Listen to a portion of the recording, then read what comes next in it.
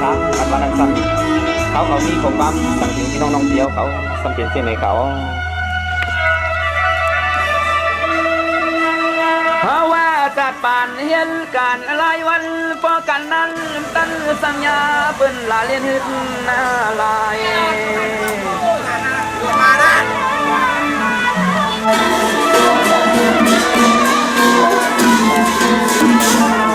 มังก็บอกมังถ้าเห็นสักว่าย้อนเย้าเขาเศร้านี้อย่าเห็นไม่เที่ยงมาถ้าลาใส่เฮาท่านปอยตาย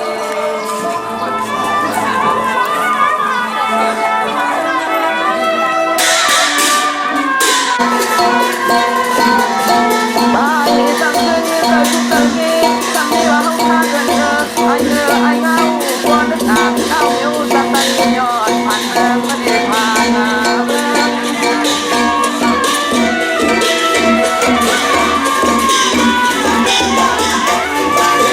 เอาพวกแก้วตาในป่าเลี้ยงเสียงเลี้ยงเติร์ดคุณเล็กนิดเดียวเยี่ยวลูกกินตามเขาห่างบ่ห่างรักหมดความเดิม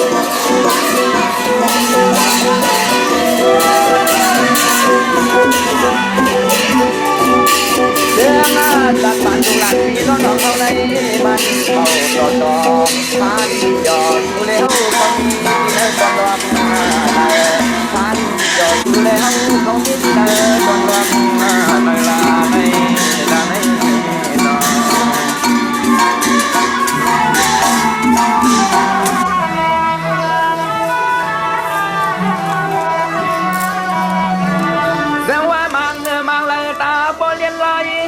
กำว่าตักใส่กำว่านกอุ่นปอซาสุนหุ่นมังเมื่อยาปุ่นความมืออัน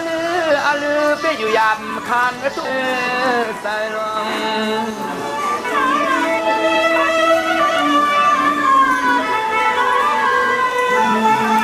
มังก็ตีเปื่อนหลวงมังก็ขอบเปื่อนอำตายปันกะยังเที่ยงเฮ็ดแจงโทเสียงตำรวจมาจะทักหน้าไว้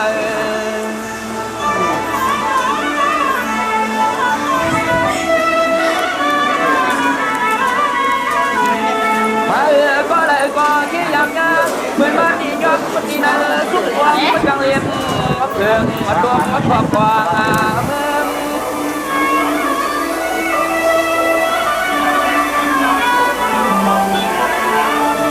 กำนั้นปอก็ผ่านลูกก็ผ่านมีเนื้อเย่ตำรวจเพื่อนตรวจห้องเอาเย็ดใส่ความมากกว่าเขาบอกเลยหากูเพื่อนขึ้นถูกออกความน้ำตาไหลย้ำเดิม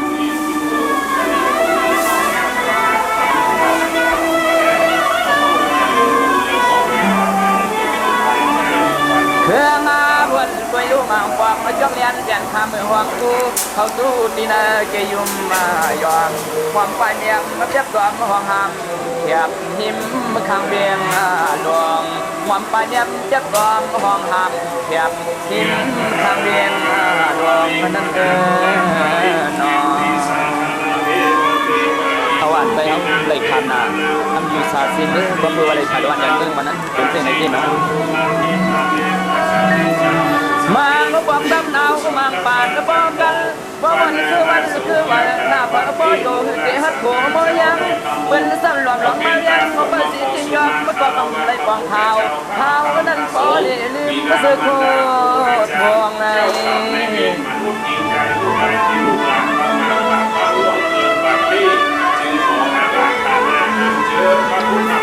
พวงอาบุตุงสาวุธที่เท่ากันในเข้มเลี้ยง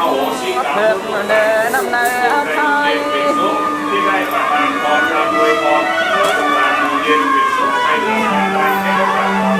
หวยเฮอสุดสักสันเสา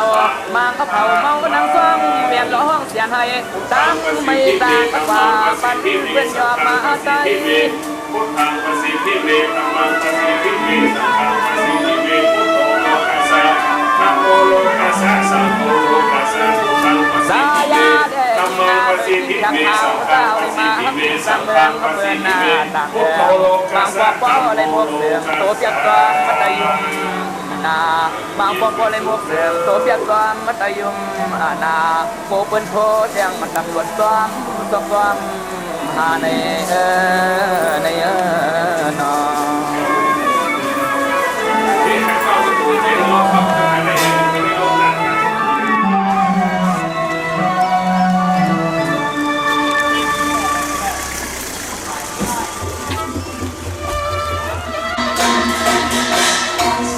ความปวดความควันกะความปวดความควันกันมากินเตียวเย่ลำปีหมอกปันก็นอฟังลันอ่อนหอมหอม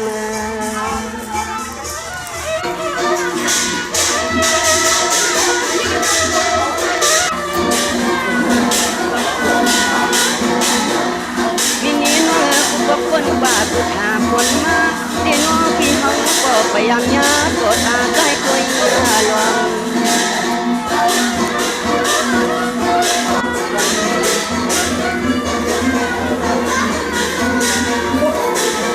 ความเปิดปีมันไหนเลยเฮาเลยมาพบยาเมียนกันแดนไหนก้อยปีก้อยแค่นี้ความฟังยองอันก็ยิงน้องเสียงน้ำ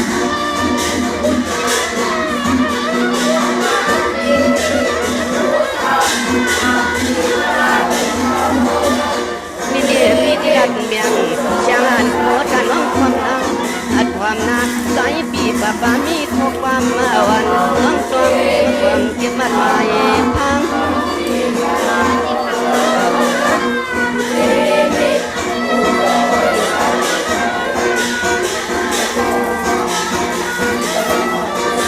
นางน้องเอ๋ยความมือมาเลยอันพงกันทีอาเรื่องคนอละเมืองนี่นางเดียน้องนางหัวเสือถึงสมาหมดมาเถื่อน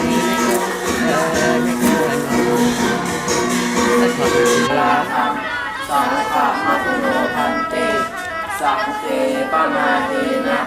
ภาวาลตเยนะกตังสังวันน้องเปียนชีเฮือนเยยันศิลาเปียเกตุคนอพวกเมตังชวง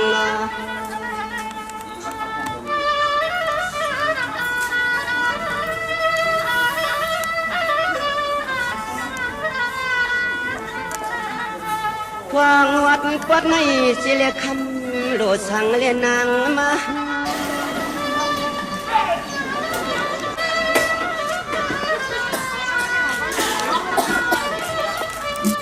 นี่น้องพี่เพียวปวังควางสู่ทานุนาคลาขับควันหลอนก่อนเมืองในปีโนจุยจ้องยิงน้องเก่าป้า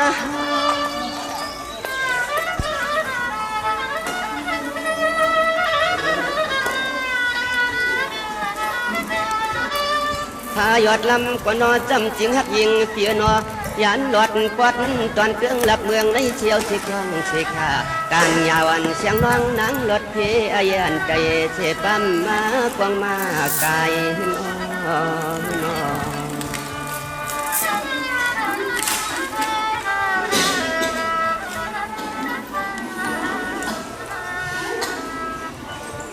นี่เนียมนั้นก็คำตียิ่งวันน้องเพื่อนจังเปียโนอำนั้นก็คำเตียมเสียงน้องมาก้าวปีมาคาย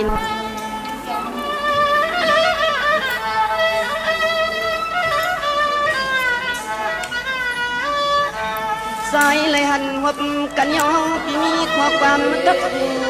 ตัวยิ่งน้องเก่าจ้อง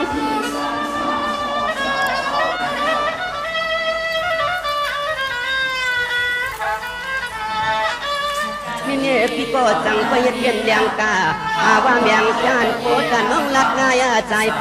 เก็บเพื่อนอยู่นอกคำมาอยู่ดีสิ้นกวางกวาง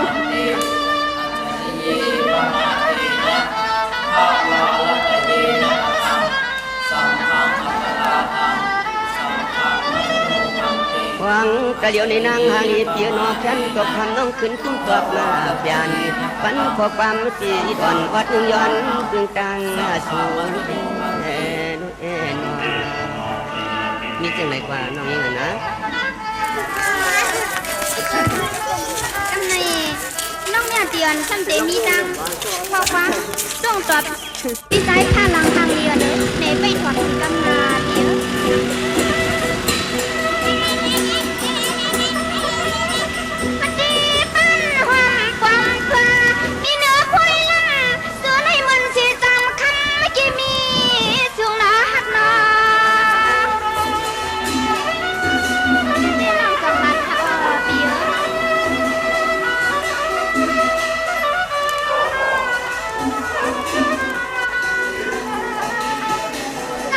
ปี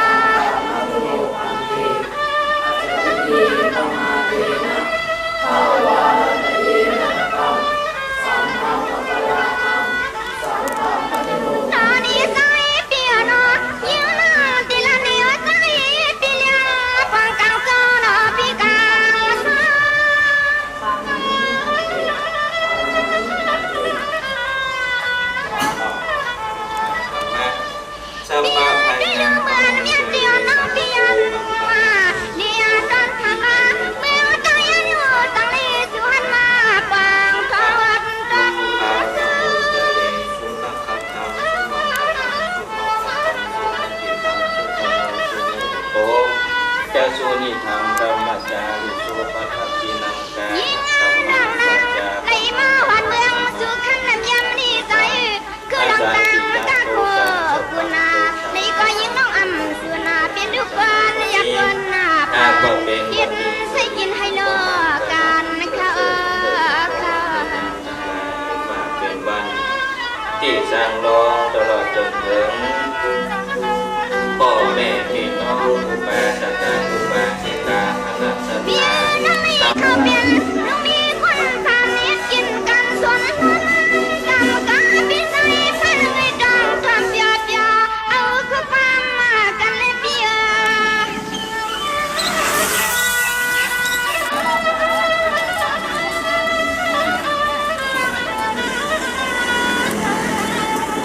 ยิ่งน้อยกว่า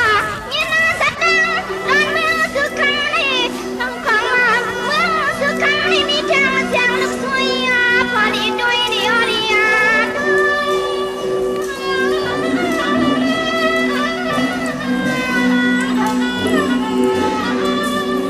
เปียน้องก็ยิ่งข่าวเราลังสัตว์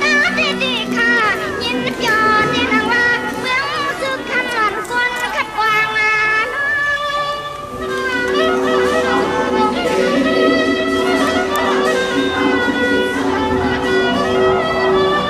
ใส่เปียเจ้ายามมือยิงน้องเพียวหันมาที่เมืองสุขันลีหาก้อนหักเปียงลีนางดอกหามาปลาลาเปาน้องเมามีก็คนอะไรที่ที่ที่สุดที่น้องต้องลาเดียวเปีย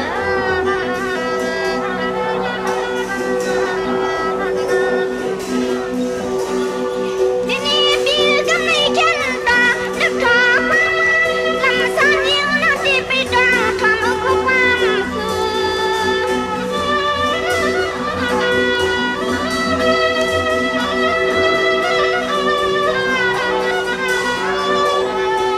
ใส่เปียตอนยังตอนอยู่ในขนาดนี้น่าเจอพ่อเสียงเลี้ยงฟังใจคอเหลือปีใจอ่ะ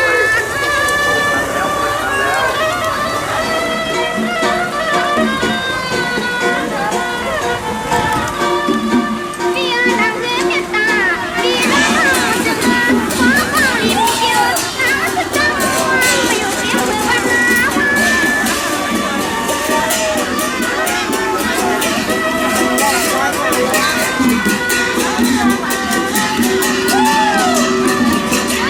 ใจใจเปียดังปีนี้ปีขาดปีเมียนวันขาดวันเมียนเดินขาดเดินเมียนเลี้ยวดีมาบุญญาจาบอกนอนเธอทางเมืองนาไกลทางเมืองไกลทางเย็นเป็นไรทางที่ทางอยู่ที่ใดเท่าที่ใดถ้าเราคือของเรานี้ทั้งแยก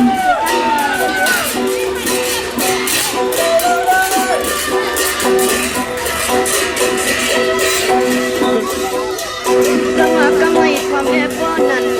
ในว่าพี่สันเอามาญาติพวกก็นอบถึงน้องนาตะโกน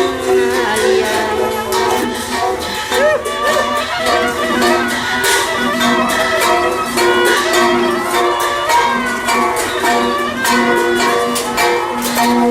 จังว่ายุคงาเปลี่ยนผ่านการเดินยังนางพี่น้อง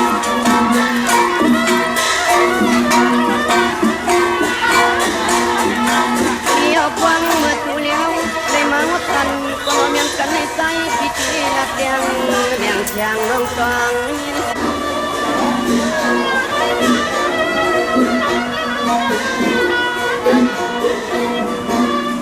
พี่เล่พี่เจ้าตัวอีกาทางถูกกายแก่นใจเมื่อคำน้องมาบางลาดเลยมีก็ดีสมาอุปความเลียนหมายคิน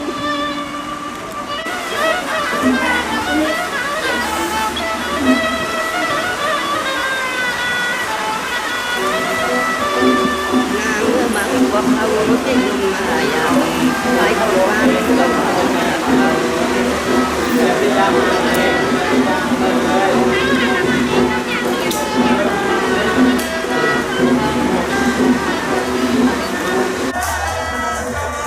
สังวันน้องพี่ก็มองทบมองยามองหัน คำเราในอ้อยที่เปื่อยน้ำเมืองก็ห่างก็เรา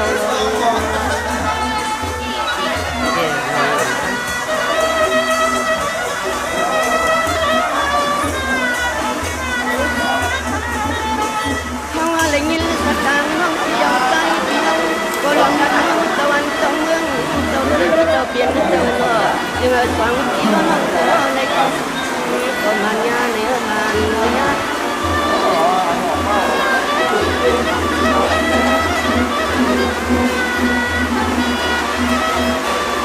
มีเนี่ยพี่ก็ตื่นตื่นทันวันมาเจ้าผิวผ้าผมพังเสียเรียกใครวนน้ำยาทาลัง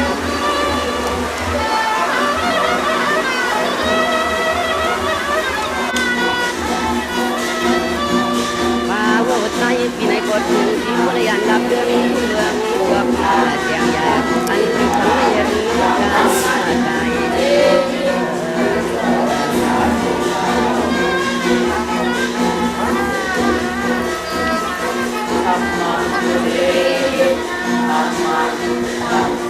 พี่นิ่มน้องเอ๋พี่ก็ยันอยากขาดเทไงหาหน้าหน้าคลาขอบคันดันก่อนห้องพี่ชีเรียนสองเลยมาเรียนหลาย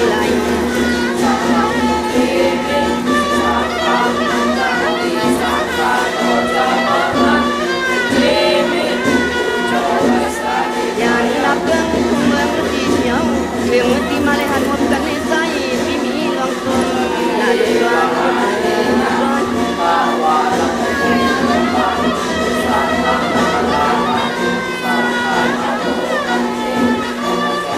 มินดินเป็นเพื่อนนางที่ก็ยันยาขาดที่ร้านเด็กมีออกภาพสองฟังนางใจแก่หมดในเปียกเปลี่ยนกินกอดไปกินบ่เอาเปลี่ยนไว้แล้วน้อย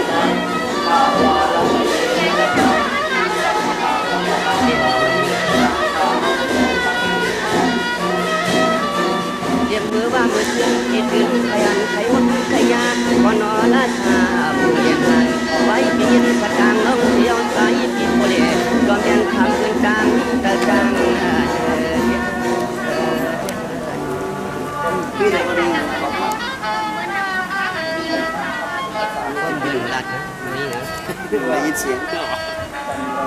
สังวากำไงเลยมาว่าเปียตะเกียมันยาเชการน้องก็นอซอยปนเนือปีปวดกันเหมือนยังนางทางกองงาน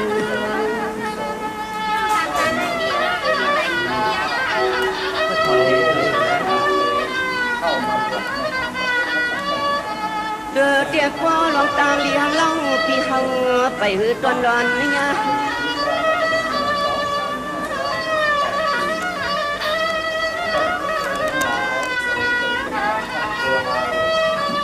นี่เนี่ยสังจะมาน้องเปลี่ยนไรขยันหยาดขาดศิลาเสียเดียวพาพุงฟังผมห่างงามกู้สวยใหญ่สิแลเสียงเฮาก็เลยเพียววัดปวดเนี่ยคำวนพี่เฮาซะ